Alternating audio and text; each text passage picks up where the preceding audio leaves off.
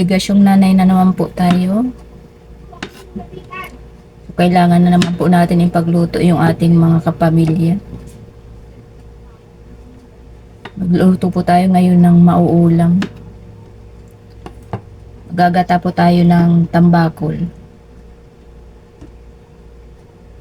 Minsan, ang hirap din po mag-isip ng mga lulutuin. Lalo't may mga kasamaan ka po minsan, di naman kumakain ng mga niluluto natin.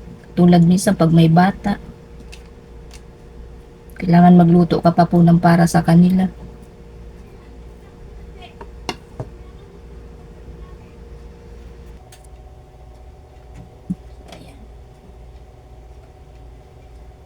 Magagata po tayo ng tambakol.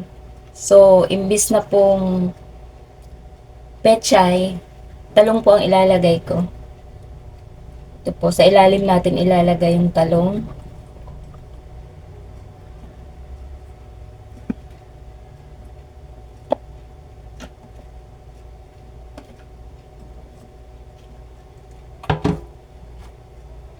Bago po itong ulo. Ulo po ng mga tambakol. Ayan.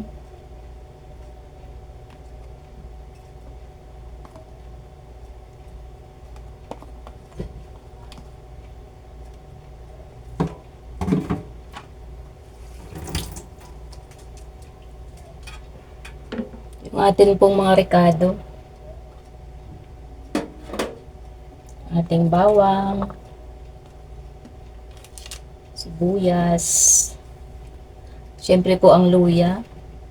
Yan. Ang ating siling green. At ang ating mga kamatis. Yan. Paminta po. At ang ating seasoning.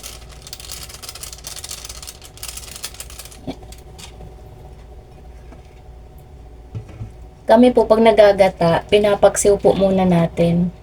Yan. Paksiwin po muna natin bago po natin ilagay yung gata.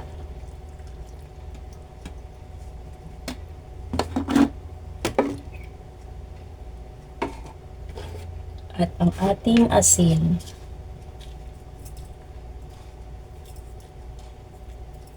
Yan. Yan. Takpan natin at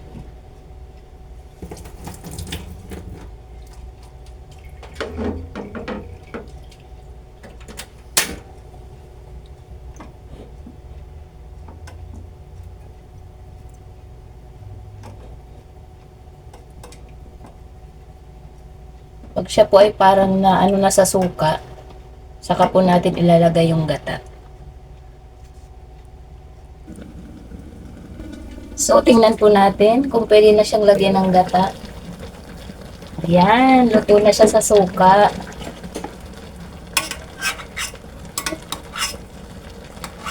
Diba po, nagtubig din siya. Mas masarap po kasi pag pinapaksi muna bago ginagataan. Mas malasa po.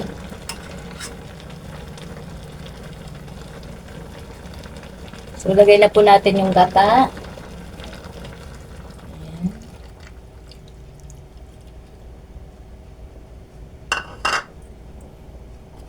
At hayaan po natin magmanti-mantika siya. Mas masarap po pag hindi masabaw. Ayaw ko po ng masabaw kasi pag gata. Gusto ko po yung naglalanis.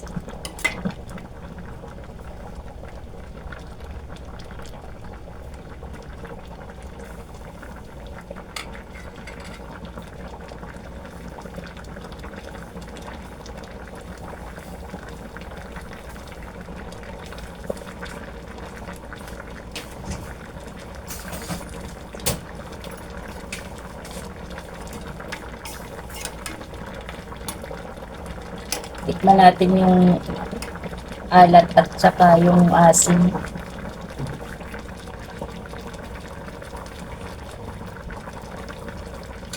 Yan, sakto na po. Mas masarap ulit yung suka.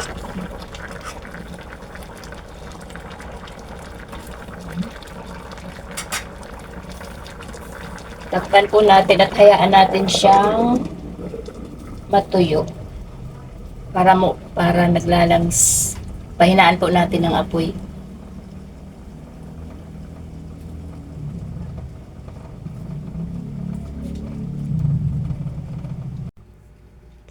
Ayan, luto na po ang ating pikadilyong tambakol. Pikadilyo po sa amin po sa Bicol, pero dito po sa Maynila, ang tawag po dito ay ginataang isda. Yan, ang sarap. Naglalangis-langis po sa gata.